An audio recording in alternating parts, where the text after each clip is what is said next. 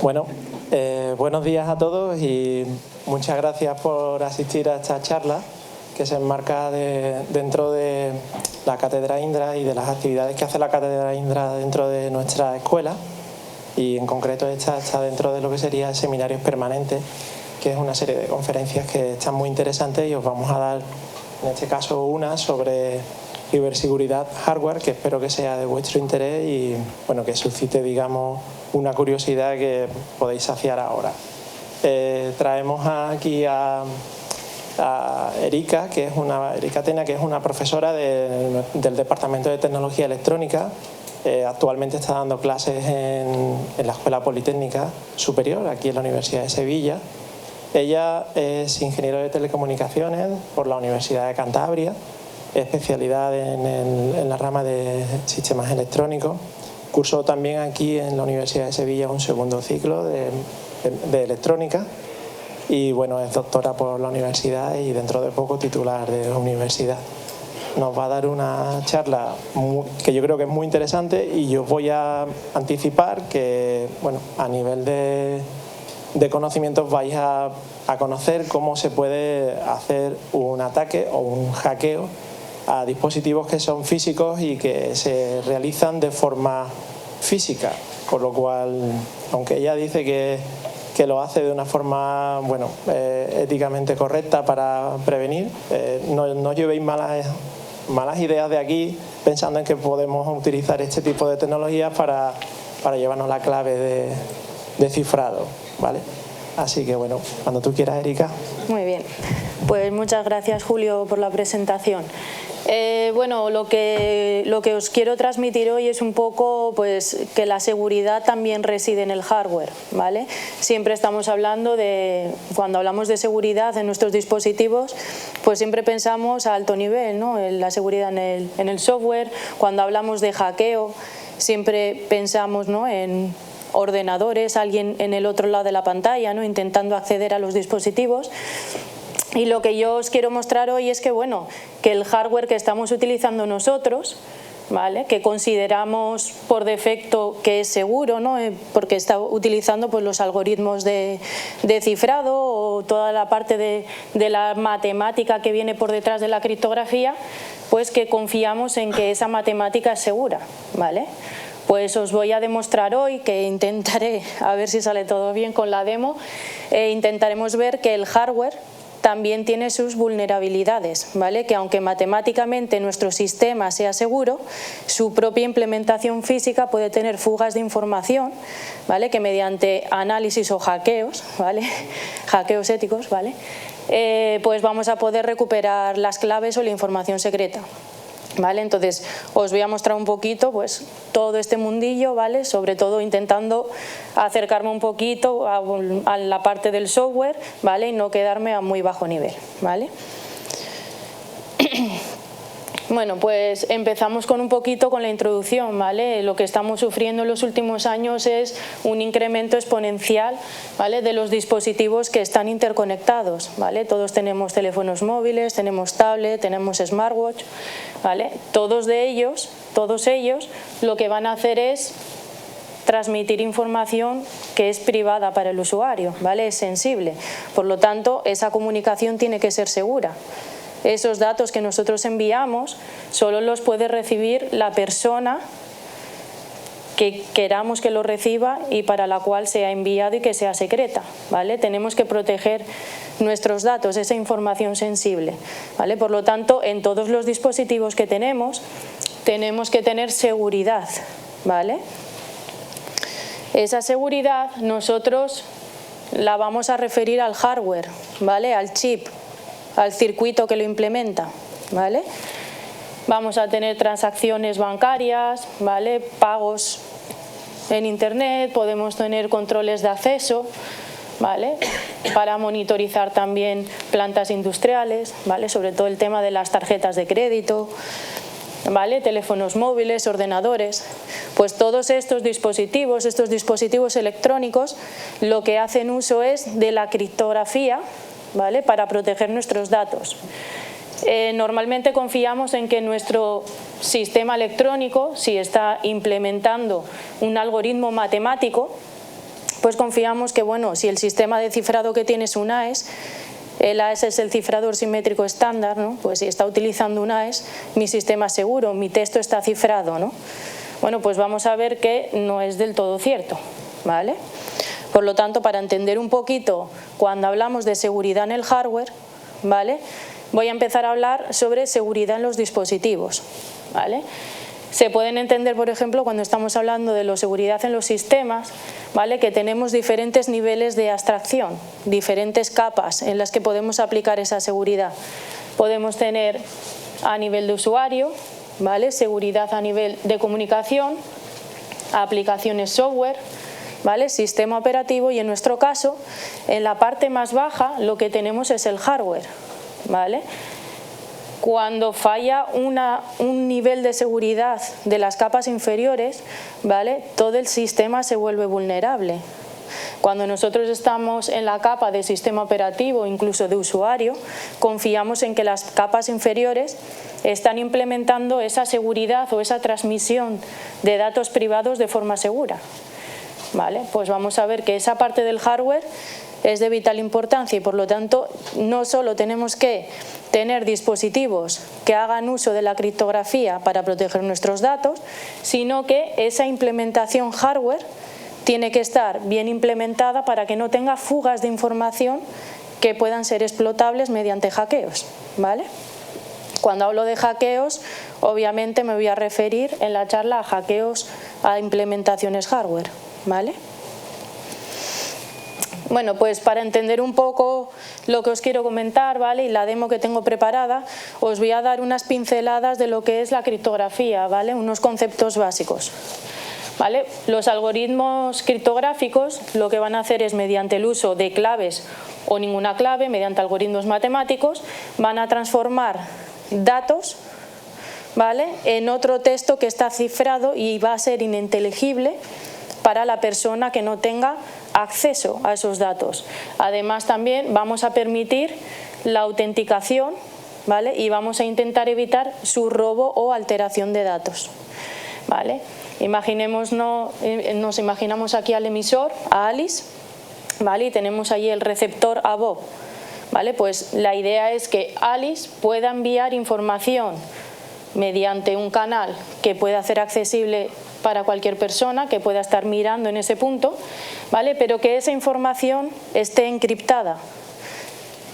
Vamos a encriptarlo mediante un algoritmo, ¿vale?, el texto que yo quiero proteger, ¿vale?, que va a ser el plaintext, el texto, imagen, la información que yo vaya a querer encriptar, ¿vale?, voy a utilizar una clave. El algoritmo matemático lo que va a hacer es transformar ese texto, ese plaintext, ¿vale?, en un texto cifrado, al que vamos a llamar ciphertext, ¿vale? Ese texto es el que se va a poder enviar y el cual no va a poder ser legible para una persona que no tenga la clave que autorice la desencriptación de ese dato, ¿vale? Los algoritmos con los que se pueden trabajar pueden ser algoritmos o funciones hash, que en este caso no van a utilizar claves, pueden ser algoritmos de clave pública o asimétrica y algoritmos de clave secreta o simétrica, ¿vale? En el ejemplo que os voy a mostrar hoy vamos a trabajar con un algoritmo de clave simétrica, ¿vale? Es decir, yo voy a tener la misma clave para encriptar y desencriptar el dato, ¿vale? Uno de los cifradores más comunes, ¿vale?, que se usa como estándar es el AES, que muchas veces se dice la información está encriptada con un AES 128, ¿vale? Pues ese AES 128 que muchas veces se ve es el cifrador AES, que es el Advanced Encryption Standard, y 128 significa la longitud de la clave que se está utilizando para cifrar esa información, ¿vale? Dentro de los cifradores simétricos, hay los que encriptan la información bit a bit o los que lo encriptan en bloques completos de datos. Es decir, yo paso un bloque completo y en un ciclo de reloj soy capaz de transformar un conjunto de datos completo, ¿vale? El ejemplo que os traigo hoy es un cifrador de bloque, ¿vale? Estas son las pinceladas que yo quiero que tengáis hoy un poco en mente, ¿vale? Que vamos a tener un texto que yo quiero cifrar, voy a tener una clave con la que voy a cifrar esa información, ¿vale? Y que esa información yo la voy a enviar cifrada, ¿vale? Voy a cifrarlo en bloques de datos con una clave secreta. ¿Y qué es lo que vamos a hacer hoy? Pues ver que aunque el algoritmo matemático es seguro, su implementación física no lo es. Y el algoritmo que vamos a utilizar como caso de estudio, en este caso va a ser el AES, ¿vale? Que es un cifrador de bloque, de clave simétrica, ¿vale? Este es el cifrador AES, ¿vale? No le echéis mucha cuenta a la palabrería que hay aquí, ¿vale? Simplemente que sepáis que es un cifrador, en este caso el que implementamos va a tener 128 bits de clave, ¿vale? Y lo que hace son, que es la imagen que tenéis ahí a la derecha, transformaciones en el bloque de datos, ¿vale? Lo que va a hacer es, por una parte la clave secreta, por otra parte el texto que quiero cifrar, y mediante operaciones matemáticas hace una transformación de esos datos hasta que yo voy a tener a la salida un dato cifrado, ¿vale? Vale, el AES, cuando se escogió como estándar, ¿vale? El algoritmo era matemáticamente seguro, ¿vale? Por fuerza bruta, ahora no tenemos capacidad computacional para poder romper el cifrado del AES, de un AES 128. ¿Vale? Pasarían millones de años si intentásemos con un ordenador intentar probar todas las posibles claves para ver cuál es la clave secreta, ¿vale? Por lo tanto, si mi algoritmo matemáticamente es seguro, ¿vale? Lo es mi sistema si hace uso de ese circuito, ¿vale? Si yo, mi sistema, digo, vale, lo voy a proteger utilizando un circuito. ¿Qué circuito? Un AES. Voy a utilizar el cifrador simétrico AES. Como yo estoy utilizando un algoritmo de encriptación, mi sistema es seguro. ¿Es seguro? ¿Vale? Pues no. ¿Vale? Y ahora vamos a ver por qué no es seguro. ¿Vale? Existen diferentes tipos de ataques y vulnerabilidades que están referidos al hardware. Cuando digo que están referidos al hardware, ¿vale? Cuando vamos a hacer una implementación de un circuito, ¿vale? El circuito matemático va a tener que implementarse.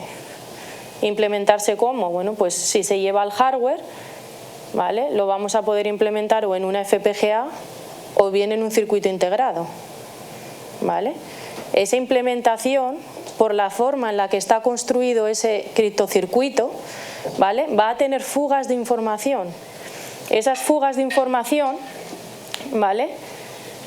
Van a ser atacables mediante los llamados ataques hardware, ¿vale? Los ataques hardware pueden ser o invasivos o no invasivos. Los invasivos lo que hacen es alterar el dispositivo, ¿vale? Por ejemplo, si quiero ver cómo está hecho el circuito, ¿no? Pues empiezo a decapar el circuito, veo las capas cómo está implementado, ¿vale? Eso dejaría rastro de que el dispositivo ha sido atacado. Eso es un tipo de ataque, ¿vale? Los no invasivos lo que hacen es, mediante el funcionamiento del circuito, ¿vale? Sin llegar a alterarlo físicamente, es decir, una vez que yo he hecho el ataque, luego yo puedo seguir usando mi circuito de forma normal. Va a seguir funcionando igual de bien, ¿vale? Por lo tanto es no invasivo, no vamos a dejar rastro de que el circuito ha sido atacado, ¿vale? Nos encontramos por lo tanto en la parte de arriba, ¿vale? En los circuitos, en los ataques, perdón, no invasivos, ¿vale? Dentro de los no invasivos vamos a tener por una parte ataques activos y otros ataques pasivos. Los ataques activos lo que van a hacer es alterar el funcionamiento normal del circuito, ¿vale? El circuito está encriptando el dato con mi clave secreta, el texto que yo quiero cifrar, y lo que voy a intentar es hacerle fallos a ese circuito para que responda de forma errónea, ¿vale? Y esa información, aunque no lo parezca, es útil para revelar la clave con la que está trabajando, ¿vale? Por otra parte tenemos los side channel attacks, ¿vale? Ataques de canal lateral. Los ataques de canal lateral lo que hacen es, ¿vale? Yo voy a dejar el circuito funcionando de forma correcta, ¿vale? Va a estar el circuito, yo le meto mi clave, le meto el circuito, o sea, el texto que yo quiero cifrar, y lo que voy a hacer es observarlo, ¿vale? ¿Qué voy a observar de ese circuito? Bueno, pues yo puedo mirar el consumo, ¿vale? El power, ¿vale? El consumo que está teniendo mi circuito mientras está encriptando. Puedo ver la emisión electromagnética que tiene el circuito mientras está operando de forma normal, ¿vale? Puedo mirar los tiempos de ejecución que tiene el circuito, ¿vale?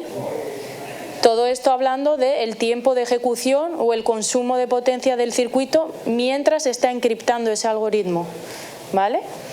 Hay algunos artículos científicos que también dicen que son capaces de escuchar al circuito, ¿vale? Sí que es verdad que no está muy extendido, que lo más normal es que nos fijemos en el consumo de potencia o emisión electromagnética, incluso en la parte de timing, ¿vale?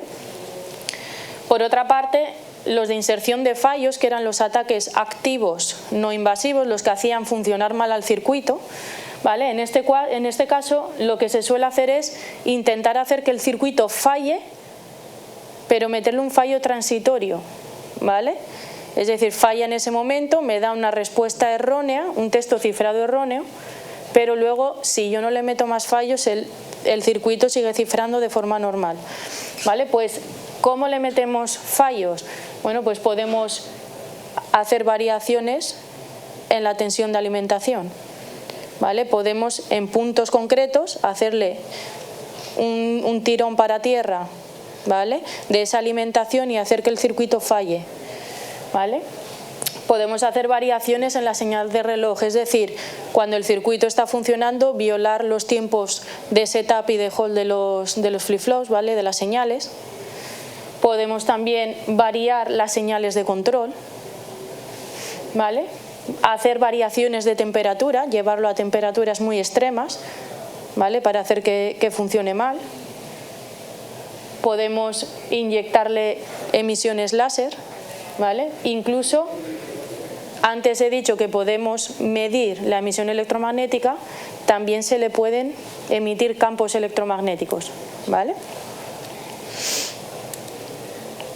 En la parte de ataques activos, ¿vale? Por inserción de fallos, lo que se va a hacer es, por una parte, yo tengo mi circuito, tengo el texto que quiero cifrar o que quiero descifrar, ¿vale? La clave, y lo que voy a hacer es ver su respuesta cuando está fallando y cuando no, ¿vale? Existen muchos artículos científicos en lo que, en función del tipo de fallo que se le puede meter a nuestro criptocircuito, ¿vale? Somos capaces de ver cuál es la clave con la que está trabajando, comparando el texto erróneo, ¿vale? Que me da a la salida ese criptocircuito con el que en realidad debería dar, ¿vale? Al compararlo somos capaces de ver cuál es la clave con la que está trabajando, ¿vale?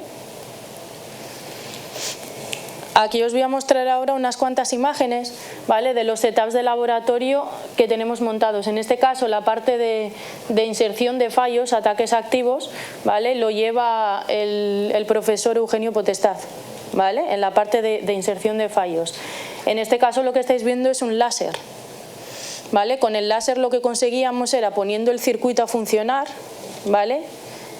Mi AES, lo que hacíamos era bombardearlo con emisiones láser, ¿vale? Y lo que intentábamos era que el circuito funcionara de forma incorrecta, ¿vale? Obviamente el número de fallos tiene que ser específico, no puedo hacer, venga, pues falla y ahora empieza a fallar el sistema por todas partes, sino que tienen que ser fallos más o menos controlados, ¿vale? Aquí podéis ver todo el sistema del láser y en la parte de abajo la punta con la que emitíamos el láser, ¿vale? Lo que son el bombardeo al ASIC, y en la parte de abajo son dos muestras de ASIC decapadas, ¿vale? Esto que tenemos aquí, ¿vale? Es un setup de medida para insertar fallos en las señales de reloj y de control, ¿vale? Tenemos el ordenador que controla todo el experimento, aquí teníamos el osciloscopio para monitorizar las señales del circuito, y lo que hacíamos con las dos placas, una de ellas servía para meterle fallos, ¿vale? Y en la otra era donde testábamos el circuito que nosotros hemos diseñado, ¿vale? En este caso, pues un cifrador AES, ¿vale? Esto simplemente es una foto de la máquina de temperatura que estábamos utilizando en el setup. ¿vale? Ponemos la máquina de temperatura sobre el circuito que estamos analizando, ¿vale? Nosotros cuando hacemos hackeos para el bien, ¿vale? Entonces nosotros sobre todo somos diseñadores de hardware seguro. Cuando hacemos todos estos ataques, ¿vale? Todos estos hackeos a los criptocircuitos, lo que hacemos es probar que nuestros diseños son seguros, ¿vale? Tenemos una implementación directa de un cifrador AES. Cuando le aplicamos contramedidas, es decir, cuando elevamos el nivel de seguridad, pues comprobamos si sigue siendo resistente frente a este tipo de ataques, si es más seguro. Entonces, todos estos ataques que estoy mostrando son ataques para el bien, ¿vale? Esto lo que hacíamos era variar la temperatura del criptocircuito, ¿vale? Y esto que tenemos aquí es el equipo que utilizamos, es un equipo chiquitito, ¿vale? Para emitir campos electromagnéticos e insertar fallos concretos dentro del chip, ¿vale? Vale, esto que os he comentado así un poquito es para que veáis los setups que estamos utilizando para insertar fallos, ¿no? Para ataques activos no invasivos. ¿Vale? Os voy a hablar ahora un poquito de los ataques de canal lateral, es decir, en este caso lo que vamos a hacer es tener el criptocircuito funcionando de forma correcta, no lo vamos a hacer fallar, ¿vale? Le vamos a poner la clave, le vamos a poner el texto que quiero cifrar y voy a ver cómo está funcionando, ¿vale? ¿Cómo mido yo los niveles de seguridad de mi circuito? Bueno, pues podemos hacer un hackeo, un ataque, ¿no? O bien podemos tener algunas medidas de detección de fugas, ¿vale? Esas medidas de detección de fugas lo que me van a hacer en función del parámetro que yo estoy midiendo, si estoy midiendo el consumo, o estoy midiendo el tiempo, o estoy midiendo la emisión electromagnética, pues soy capaz de ver si los datos son dependientes de la clave, ¿vale? O potencialmente explotables, si esa información es potencialmente explotable en un hackeo, ¿vale? Pues eso se le llama las medidas de detección y, por ejemplo, tenemos el Test Vector Leakage Assessment. Simplemente que sepáis que hay una forma de evaluar el nivel de seguridad sin llegar ahí a hackear el sistema, ¿vale? Pero por otra parte tenemos los ataques, ¿vale? Uno de los que más fuerza tienen son los CPA, que es Correlation Power Analysis Attack. Aunque pone Power, ¿vale? También se puede aplicar con la emisión electromagnética. ¿Vale? Simplemente lo que hacemos es, vale, yo tengo mi circuito funcionando, voy a medirle el consumo mientras está encriptando. Yo sé qué texto quiero cifrar o cuál quiero desencriptar, ¿verdad? Pues yo voy a medir ese consumo de potencia mientras está cifrando, descifrando ese texto, ¿vale? Con la clave secreta. ¿Y qué voy a hacer mientras? Medirle, por ejemplo, el consumo o medir esa emisión electromagnética. ¿Vale? Y por otra parte, ¿vale? Matemáticamente, con un modelo de potencia o con un modelo matemático, yo voy a hacer una estimación de ese consumo, ¿vale? Para todas las posibles claves. Y voy a comparar ese consumo que yo estimo que creo que va a tener con el que ha tenido realmente. Y ahora vais a ver los resultados que vamos a ver porque le vamos a hacer un ataque, ¿vale? A la implementación que tengo aquí. Ahora os lo voy a enseñar, ¿vale? Pero antes quiero ver, como en el caso anterior, qué equipos tenemos que tener para poder evaluar la seguridad, ¿vale? Para ataques pasivos. En este caso, esto es un dibujito, ¿vale? El ordenador, lo que vamos a hacer, que el ordenador que yo tengo aquí para controlar el experimento completo, ¿vale? Podríamos tener también, si queremos meterle variaciones de temperatura, ¿vale? Voy a tener la implementación, que sería el cuadradito de aquí del medio, el criptocircuito que yo voy a atacar, ¿vale? Puede ser una FPGA, puede ser un ASIC, si es un micro, ¿vale? Y por otra parte necesito algo con lo que medir esas señales. Esas señales las vamos a medir nosotros con el osciloscopio, ¿vale? Pues esto es esto de aquí, ¿vale? Lo que tenemos aquí, este lápiz, ¿vale? Es una sonda electromagnética que la tengo posicionada justo en el punto de ataque, ¿vale? Que es donde yo sé que tengo más fugas de información, ¿vale? El osciloscopio lo que está haciendo es capturar las trazas de emisión electromagnética que yo estoy midiendo, ¿vale? Y el osciloscopio lo que está viendo es en qué punto del chip, del criptocircuito, del circuito que yo tengo implementado mi cifrador AES, que matemáticamente es seguro, pero en implementación ya vais a ver que no, ¿vale? Estoy detectando cuál es el punto donde tengo que posicionar esa sonda, ¿vale? Ahí estáis viendo en el PC la montaña, ¿vale? Que perfectamente está indicando la posición de la sonda, ¿vale? Donde la tengo que colocar para yo poder tener la máxima información cuando vaya a hacer el hackeo, ¿vale? Esta es la implementación que yo tengo aquí puesta, ¿vale? Esta es la misma placa, ahora os voy a hablar un poquito de ella, ¿vale? Alimento mi circuito, igualmente mido las trazas de consumo, emisión electromagnética y las proceso en el ordenador, ¿vale? En la demo que os voy a enseñar ahora, ¿vale? ¿Qué es lo que vamos a ver? Bueno, pues lo primero os voy a enseñar cómo poder detectar las fugas de información en un circuito, ¿vale? Vais a ver que cuando yo ponga el AES a funcionar en la placa, ¿vale? Vais a ver que hay fugas de información que se pueden medir, ¿vale? Le vamos a hacer un ataque, ¿vale? Mediante el uso de las trazas de consumo, y vamos a ver también el hackeo mediante trazas electromagnéticas, ¿vale? Y vais a ver cómo somos capaces de sacarle la clave, ¿vale? Simplemente observando ese consumo o emisión SM, ¿vale? Cuando está encriptando o desencriptando, ¿vale? Y por último os voy a enseñar el TVLA simplemente para que sepáis que se pueden detectar fugas de información cuando un circuito está funcionando, ¿vale? Como os he comentado antes, lo que os he explicado de la introducción a la criptografía, ¿vale? Pues lo que vamos a usar es el cifrador AES. Yo creo que es el que más os puede sonar, ¿vale? Es el que más se utiliza hoy en día para cifrado simétrico, y en este caso lo que vais a poder ver son 10 rondas de encriptación. Para transformar ese dato, el cifrador AES lo que hace es coger ese texto plano que yo le estoy metiendo que quiero encriptar, y con la clave y unas operaciones matemáticas lo que le vamos a hacer es transformaciones a ese estado interno, ¿vale? Pues el número de rondas, es decir, de ciclos de reloj que vamos a ver en esa transformación van a ser 10, ¿vale? Por eso vais a ver ahora unos picos, ¿vale? De este estilo, que se van a corresponder cada uno de ellos al consumo que tiene el circuito en cada ronda de encriptación, ¿vale? Aquí lo que estamos viendo, y es lo que luego os voy a mostrar en los ataques, ¿vale? Va a ser en el eje X, son los puntos muestreados con el osciloscopio, ¿vale? Las muestras que yo he ido cogiendo en cada uno de los puntos, ¿vale? La base de tiempos, por así decirlo. Y en el eje Y, en este caso, lo que vamos a medir es el consumo que tiene el circuito, ¿vale? La información realmente que me ponga a la izquierda pues no me es útil, porque luego como voy a hacer un promedio y unas operaciones matemáticas detrás, me da igual el valor concreto, ¿vale? Que tiene en el eje Y.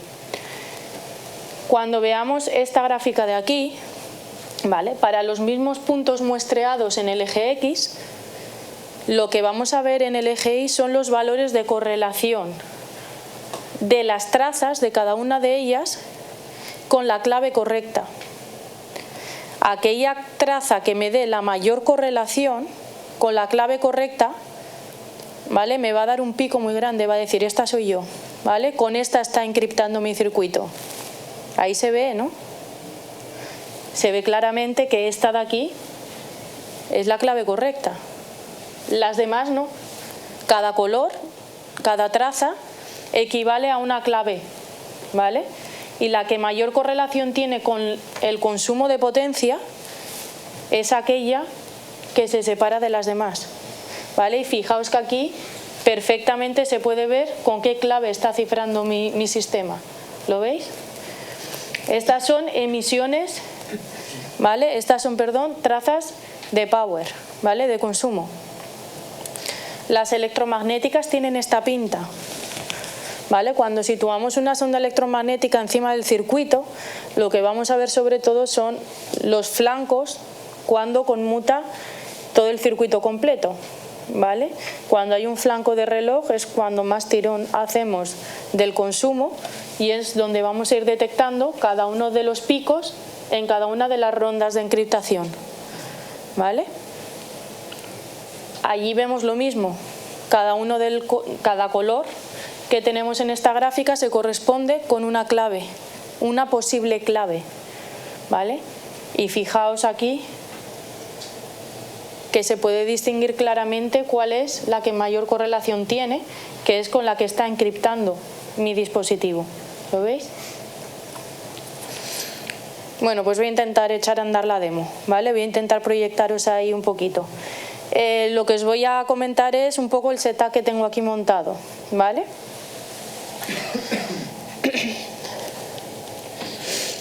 Vale.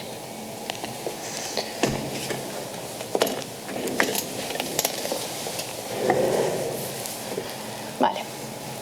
Esta placa que tenemos aquí es la Sakura, ¿vale? La Sakura es una placa específica para poder hacer el test, ¿vale?, de circuitos criptográficos que nosotros estemos implementando. Obviamente es una FPGA, bueno, en concreto son dos, pero esta de aquí, ¿vale?, es la FPGA que le llamamos la cripto, ¿vale? La cripto es donde vamos a hacer nosotros la implementación del circuito criptográfico. En este caso, lo que yo tengo metido en esa FPGA es un cifrador AES, ¿vale? Esta plaquita de aquí, ¿vale?, esta es otra Spartan 6, otra FPGA, que lo único que tiene es la parte de comunicación con el PC, ¿vale? Lo que hemos hecho es aislarlo lo máximo posible, ¿vale?, lo que es el algoritmo criptográfico en una de las FPGAs, ¿vale?, y la parte de comunicación en la otra, ¿vale?, de tal forma que cuando yo vaya a medir el consumo de esta placa de aquí, ¿vale?, de esta FPGA, yo pueda medir el consumo exclusivamente de ese cifrado, ¿vale? Y ahora me diréis, bueno, pero es que cuando yo tenga mi AES dentro de un teléfono o en un ordenador, ¿vale?, va a tener más componentes, va a ser más difícil el que tú puedas acceder a esa información. ¿Cómo vas a saber que el consumo es debido a ese circuito y no a otro componente? Bueno, pues yo sí soy capaz de diseñar un circuito protegido en estas condiciones y no sois capaces de hackearlo, cuando yo lo meta en un sistema real va a ser todavía más complicado, ¿vale? Entonces, cuando se hacen los ataques, nosotros normalmente lo que hacemos es poner el mejor escenario para el atacante. Si yo soy capaz de proteger mi sistema en ese escenario, cuando luego tenga un sistema real va a ser más complicado, por lo tanto mi circuito va a ser incluso más seguro, ¿vale? Entonces, en estas condiciones tenemos que conseguir que el circuito sea seguro, ¿vale? Yo aquí tengo el AES implementado. ¿Qué es lo que voy a hacer? Medir el consumo, ¿vale? El consumo lo vamos a medir con este conector que tenemos aquí, ¿vale? Directamente lo que va a coger es con un pequeño amplificador, ¿vale? Amplificamos el consumo que tiene esa FPGA y lo medimos con el osciloscopio, ¿vale? El osciloscopio es el equipo este que tengo aquí azulito, ¿vale? No tiene pantalla, que es lo que os estoy mostrando detrás, ¿vale? La imagen que tenéis detrás. Lo siguiente es la sonda electromagnética, ¿vale? Esto es una sonda electromagnética que en función de dónde vaya posicionando yo la sonda, voy a poder ir midiendo las emisiones EM de mi circuito. ¿Veis atrás? ¿Vale? En función de la zona del circuito que yo vaya poniendo la sonda, pues voy teniendo diferentes emisiones EM, ¿vale?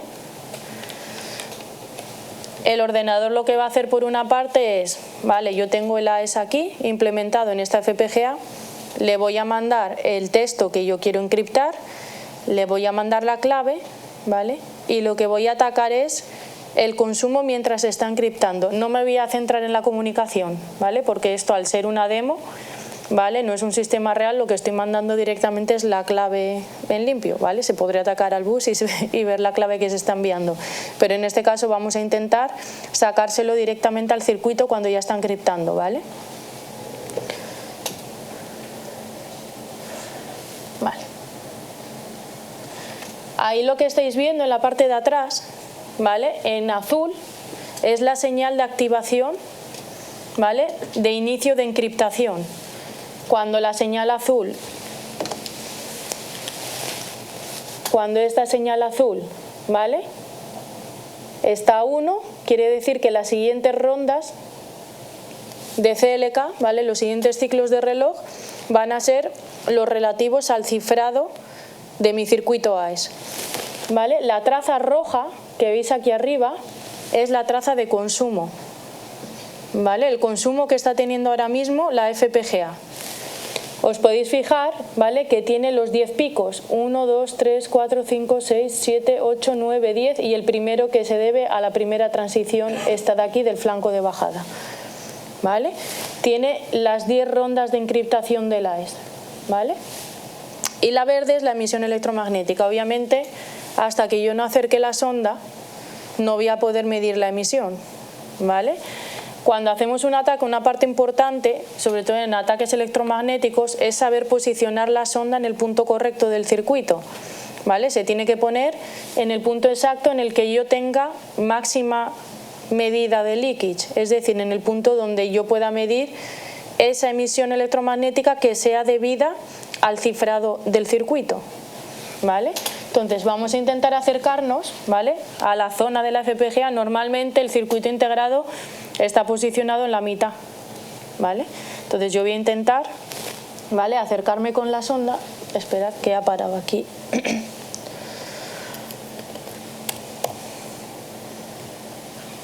¿Vale? Ahí está encriptando. Lo que yo necesito es ver una zona, ¿vale?, en la que la emisión electromagnética sea muy alta en las zonas de encriptación pero muy plana fuera de ellas, es decir, que se parezca a la roja, ¿vale? Fijaos que por aquí seguramente me está acercando a circuitería, ¿vale?, alguna que sean las señales de reloj, si os fijáis, circuitería que lo que me está haciendo es generar la señal de CLK para el FPGA. Me voy a acercar a la zona central, ¿vale? Ahí empezáis a ver, ¿lo veis?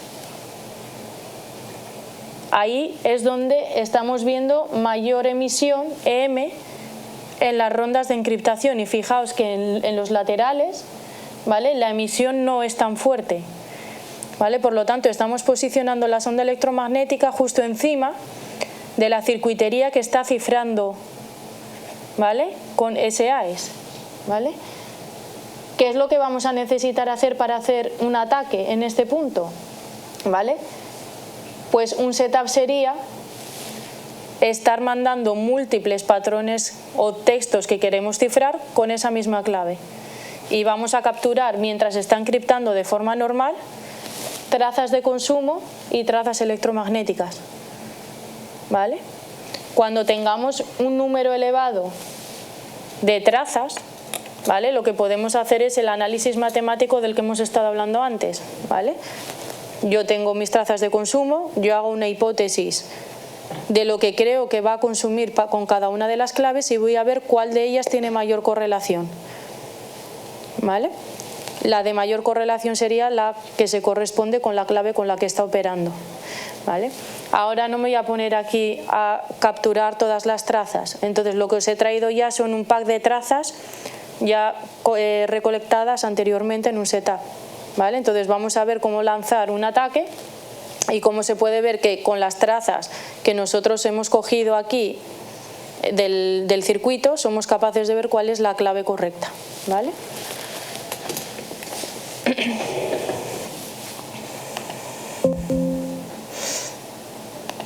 ¿Vale?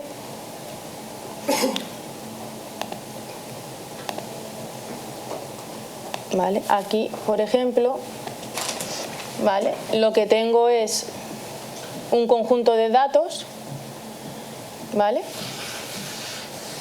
Lo que voy a hacer es cargar las trazas de consumo y el texto cifrado a la salida, que es el texto que normalmente va a tener accesible un atacante, ¿no?, el texto cifrado, ¿vale? Pues yo voy a mostrar primero las trazas con las que estamos trabajando. Estas son las que hemos medido directamente del osciloscopio para cada una de las rondas. Se parecen mucho a las rojas, ¿verdad?, cada uno de los picos. Pues estas son todas las trazas de consumo superpuestas. Aparentemente tienen una variación muy pequeña entre unas y otras, ¿vale? Nosotros a simple vista no sabríamos decir cuál es la clave correcta en este caso, ¿vale? Pues os voy a mostrar ahora el resultado que me da el ataque para ver si vosotros consideráis que hemos sido capaces de sacar la clave correcta, ¿vale? Se ve, ¿no? ¿Vale? Cuando hacemos un ataque no intentamos obtener todas las claves de golpe, ¿vale? El AES hemos dicho que tiene 128 bits de clave. Pues nosotros cuando hacemos un ataque de este tipo no vamos directamente a por los 128 bits, ¿vale? Lo que hacemos es, voy a por bloques de 8 a 1 byte. ¿Por qué? Porque la AES está trabajando en bloques de bytes. Yo intento sacar el primer byte, luego voy a por otro, luego voy a por otro, luego voy a por otro. Este es un conjunto de 8 bits que yo he revelado, ¿vale? Vamos a probar ahora con otro, ¿vale?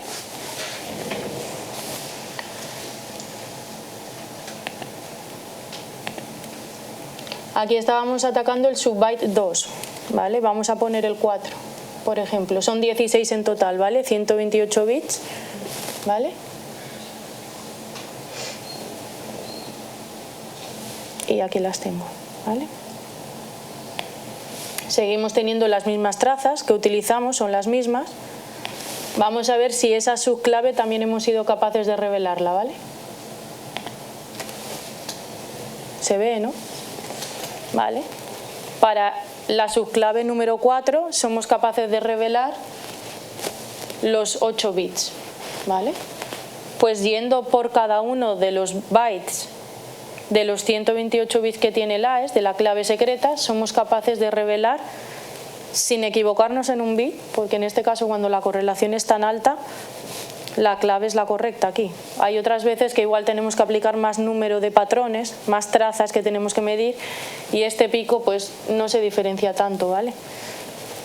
Por lo tanto, este AES que tenemos aquí de seguro tiene poco, ¿vale? Al menos frente a ataques hardware, ¿vale?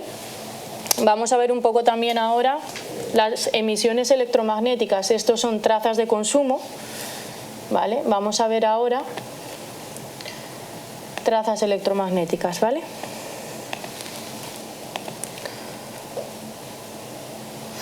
Vale.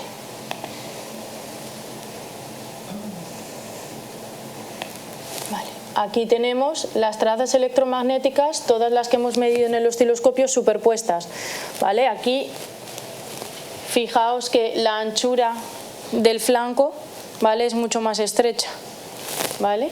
Tenemos igualmente los 10 flancos, ¿vale? Y vamos a ver ahora si somos capaces en este caso de revelar la clave, y este es para el subbyte, para la subclave número 2, ¿vale? Igual que la primera que habíamos hecho con las de consumo, ¿vale? Se ve, ¿verdad? Fijaos que es el mismo color, ¿vale? Estamos atacando la misma subclave, me da igual si he medido el consumo electromagnético, que frente a ambos ataques el sistema es vulnerable, ¿vale? Fijaos aquí, ¿vale? La subclave correcta, ¿la veis? Vamos a hacer el mismo ejercicio que antes, ¿vale? Voy a cambiar la subclave, ahora voy a poner la 4.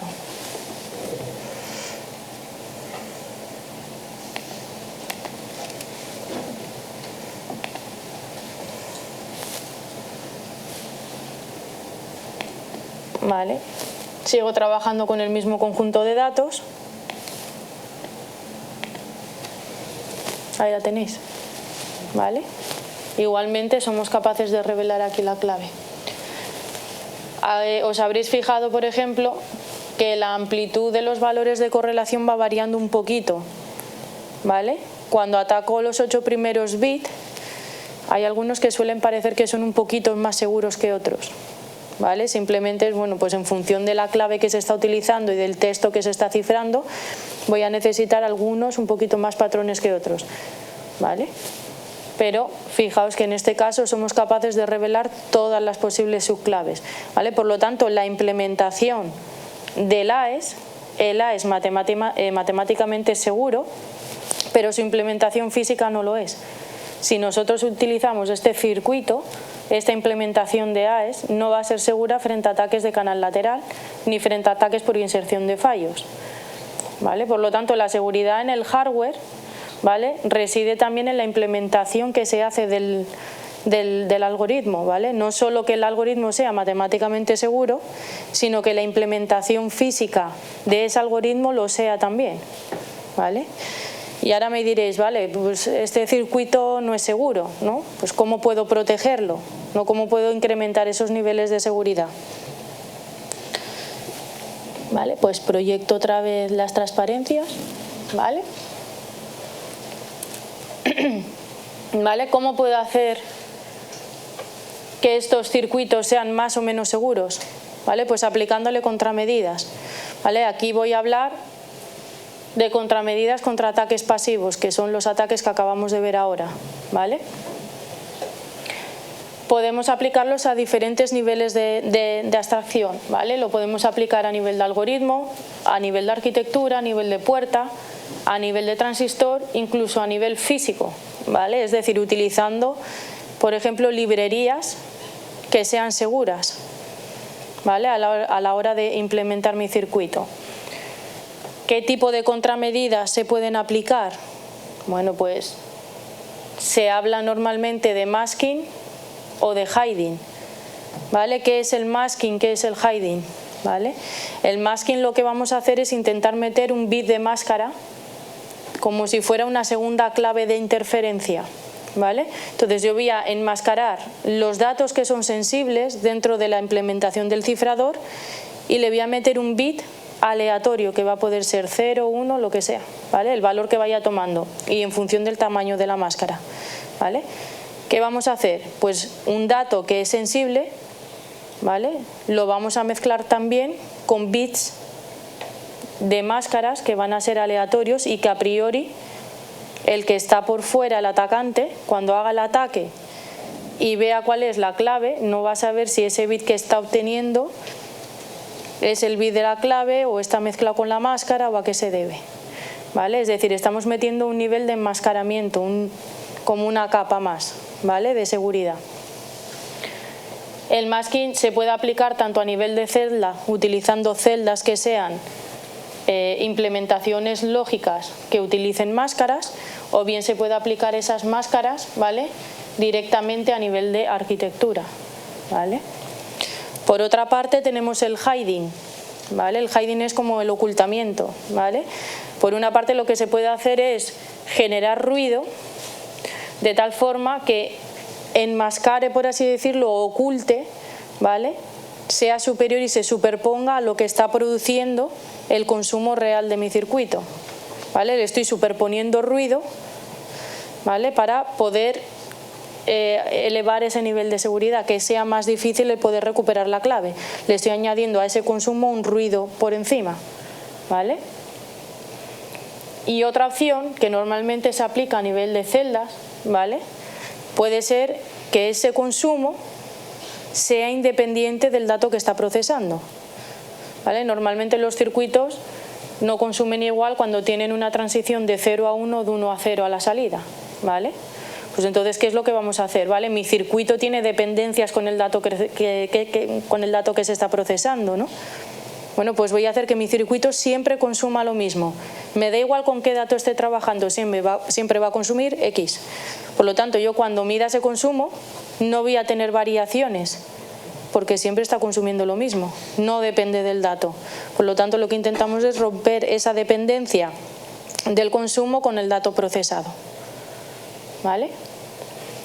Si estamos haciendo ataques, por ejemplo, de timing, viendo los tiempos que está tardando en procesar los datos, que eso yo no os he hecho ningún ejemplo en la demo, ¿vale? Pues ahí lo que se pueden hacer es insertar operaciones dummy, es decir, variamos la temporización para que no tengamos esa dependencia del dato que está procesando con los tiempos de ejecución que tiene mi circuito, ¿vale? Con esto, ¿qué es lo que vamos a conseguir con este tipo de contramedidas? Lo que vamos a conseguir es elevar los niveles de seguridad de mi circuito criptográfico, ¿vale? ¿Cuánto voy a poder elevarlo? Mucho, pero siempre con tiempo un atacante pues va a poder de alguna forma llegar a la clave con la que está operando, ¿vale? El objetivo de las contramedidas es elevar tanto el nivel de seguridad, ¿vale? Que el atacante o lo que es el hackeo sea impracticable, ¿vale? Que prácticamente no sea viable, ¿vale? El intentar recuperar la clave secreta mediante estos medios, ¿vale? Pues yo creo que es más o menos todo lo que quería contaros. No sé si tenéis ahora alguna duda, alguna cosita, ¿vale? ¿Algo que queréis que cuente un poco más en detalle?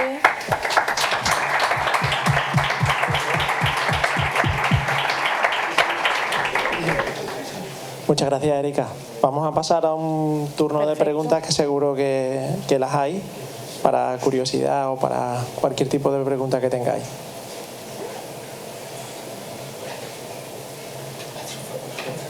Se han quedado todos.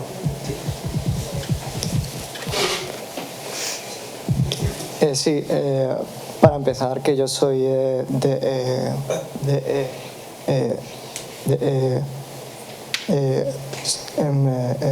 software, o sea, que yo de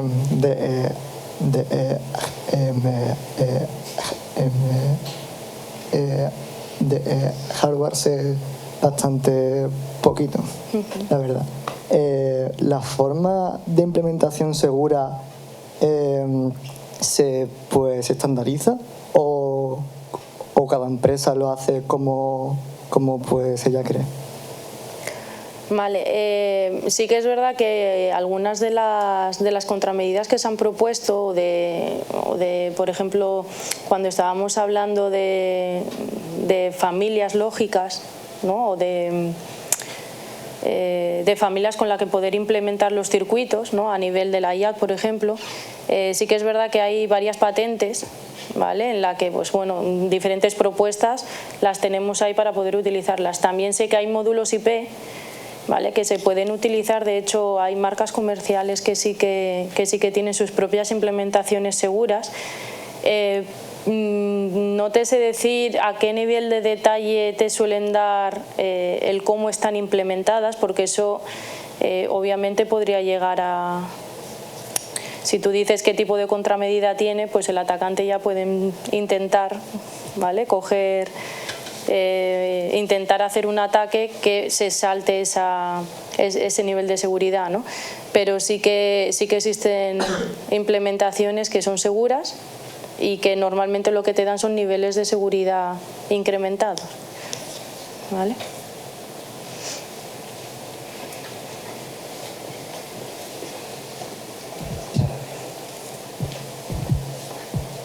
¿Alguna otra pregunta?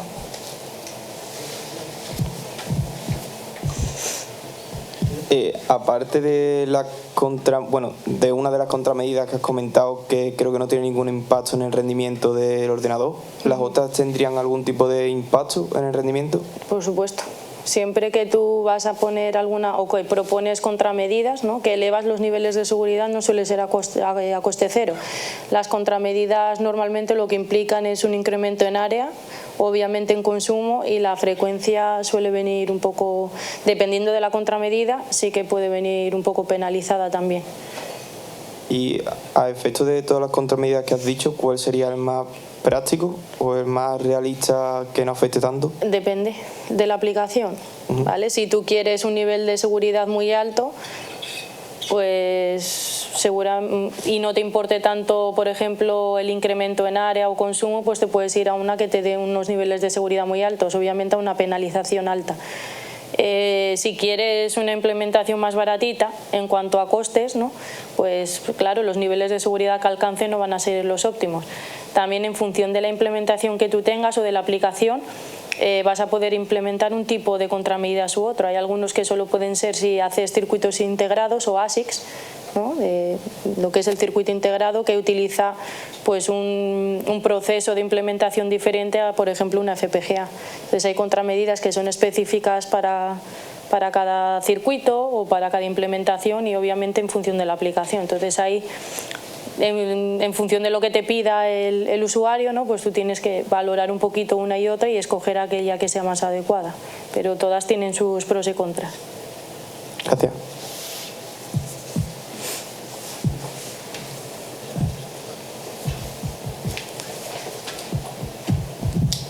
Antes, cuando salieron las muestras de las claves, con todos los valores de consumo y demás, ¿de dónde salen todos esos valores estimados? ¿Y qué diferencia tiene eso con un ataque de fuerza bruta? El ataque de fuerza bruta es, yo tengo mi circuito, ¿vale? Mi texto con el texto cifrado y yo quiero desencriptarlo, ¿no? Con una clave. Pues voy a probar esta clave. ¿Qué tengo a la salida? Nada. Voy a probar otra clave. ¿Qué tengo a la salida? Nada. Voy a probar y así hasta que des con la clave correcta. Eso sería por fuerza bruta, ¿vale? El otro lo que hacemos es los 128 bits, ¿vale? Yo voy a coger porciones pequeñitas, lo voy a coger en bloquecitos de 8 y voy a estimar el consumo. ¿Cómo estimo ese consumo? ¿Cómo hago esa estimación del consumo de potencia que va a tener? Lo que está implementado ahí yo sé lo que es un AES, ¿no? Por lo tanto yo sé qué operación está ejecutando. Y un circuito no consume lo mismo cuando tiene una transición a la salida de 0,1 de 1 a 0. Por lo tanto yo en función del dato o el texto cifrado que quiero desencriptar y la clave que yo estimo que puede tener ahí, pues yo hago una suposición de cuánto me va a consumir, ¿vale? En función del número de transiciones que yo vaya a tener en esa computación, ¿vale? En esa transformación del dato que hace el algoritmo. Entonces yo hago un modelo de potencia en base a cuántos bits creo que van a cambiar y cuánto me va a consumir mi circuito, ¿vale?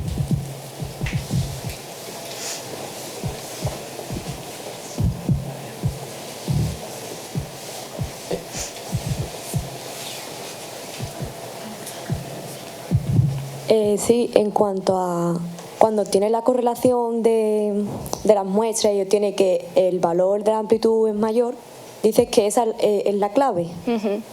Entonces la predicción de la clave depende directamente a esa amplitud. Es decir, en este caso que tendríamos un 100% de predicción de la clave. En este caso sí.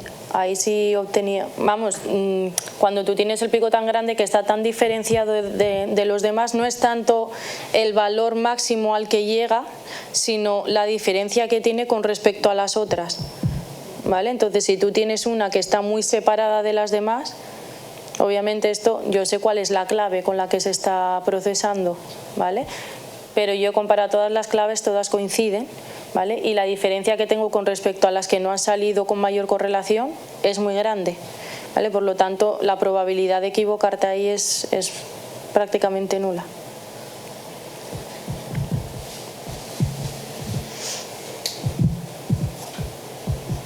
Que el AES, entonces hemos dicho que trabaja con bloques de 8 bits, ¿no? Bueno, el bloque completo que transforma son 128 bits, ¿vale? Lo que sí que las operaciones o cómo trabaja internamente el AES está en bloques de 8. Vale, ¿y cómo sería para, por ejemplo, como he dicho que tenía en bloques de 8, bueno, en bloques o individual bit a bit? ¿Sería más tedioso, tipo, tendrías que ir comprobando bit a bit esos picos? El bit a bit, lo que pasa que eso iría cuando estamos trabajando con otro tipo de cifradores, ¿vale? En este caso el AES es un cifrador de bloque, por lo tanto se comporta así, es decir, transforma en cada ciclo de reloj un bloque completo de datos. En el caso de los cifradores de flujo, lo que hacen es transformar un dato bit a bit, entonces en eso sí que tenemos que aplicar el ataque bit a bit, sería 1 a 1.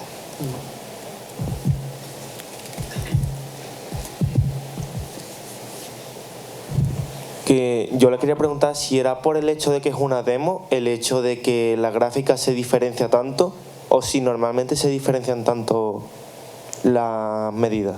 Hombre, yo aquí lo que os he traído es, cuando yo empecé a atacar este circuito, el número de trazas que yo os he mostrado aquí creo que está en torno a 5.000. ¿Vale? Entonces yo sé que con 5.000 sale. Si lo hubiera puesto con 500, pues seguramente la clave correcta no hubiera salido. Lo que os he traído aquí ya ha sido un proceso de haberlo atacado, haberlo analizado. Yo sé que con más de 5.000 trazas el pico salía así de grande, entonces se ve muy claramente cuál es la clave secreta. Cuando estás en el laboratorio, estás atacando por primera vez un circuito, obviamente no sabes lo que te vas a encontrar, no sabes cuánto de seguro es. Esto se me acaba de apagar. Nos hemos quedado sin... ¿Vale? Entonces, pues bueno, la diferencia que podemos tener cuando estamos en el laboratorio pues es diferente, ¿vale? Entonces, bueno, ahora yo lo que he traído aquí ha sido algo muy claro, ¿no? Un ejemplo pues que era evidente cuál era la clave correcta, ¿vale? Pero sí que puede haber variaciones, obviamente. Y normalmente no son así.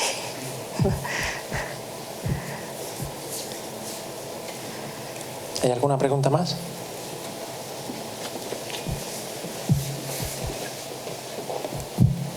Erika, en software, cuando detectamos alguna vulnerabilidad, siempre viene algún tipo de actualización, o bien a nivel de software o a nivel de firmware.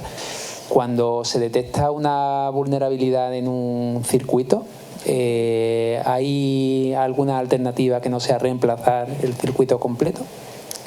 Ahora sí que es verdad que una línea importante de investigación es el hardware reconfigurable, o a lo que le llaman el hardware patching, ¿vale? El parcheo del hardware. Obviamente en el hardware, cuando tú haces un ASIC, ¿no? Un circuito, pues está implementado como está implementado y eso no se puede modificar. En la FPGA en realidad, bueno, puedes reconfigurarla, o hay algunas que creo que ahora tienen alguna opción en caliente que podamos modificar parte, ¿vale? Pero en el hardware es difícil sustituir y cambiar la implementación.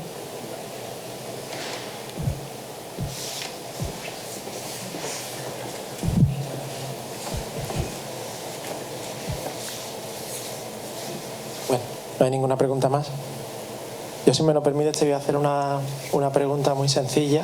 Vale. Me pongo en el papel de los alumnos que tenemos aquí, que algunos vienen de fuera del centro, pero agradezco la asistencia, también por supuesto a los que sois de aquí del centro, y al profesor Luis Miguel, porque bueno, ha sido cómplice para que podáis disfrutar de esta charla.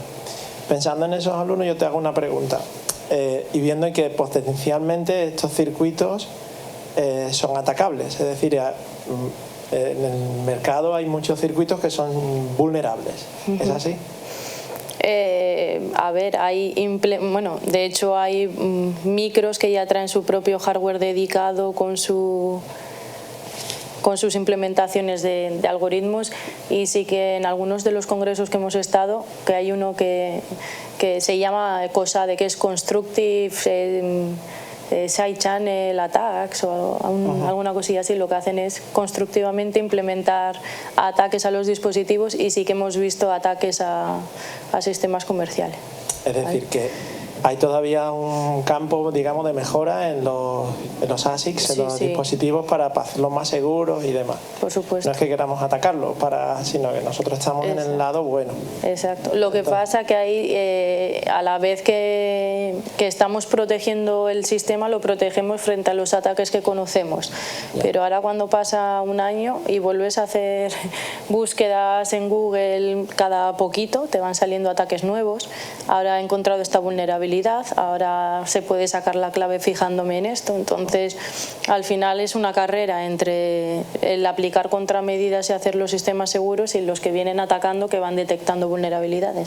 Ya. Lo que pasa que, como ha dicho antes, pues el tema de reconfiguración del hardware pues es bastante. Y ahora más viene mi pregunta, pensando en ello, si yo soy alumno de aquí de Sevilla y termino un grado y me quiero dedicar a esto, quiero dedicarme a hacer ciberseguridad para ámbito hardware, ¿qué tendría que hacer? Tú, que eres experta, ¿qué le propondrías? Formación ahora específica de ciberseguridad en el hardware, no conozco mucha. Seguramente hay algún máster en Málaga, sí que hay algún máster de ciberseguridad, si no me equivoco, y aquí pronto vamos a tener el grado, y vamos a tener un grado de ciberseguridad hardware el año que viene, ¿no? El siguiente. ¿Vale? Pero que básicamente lo que hay que tener, pues, mucho conocimiento de la parte de implementaciones hardware, y luego la parte criptográfica, la parte matemática, de poder implementar y saber cómo funcionan los algoritmos y el cómo explotar esa información. Entonces hay que tener conocimiento de las dos partes. Muy bien, muchas gracias, Erika. Bueno, pues si os parece, en agradecimiento a la charla que ha dado la profesora, le brindamos un caluroso aplauso.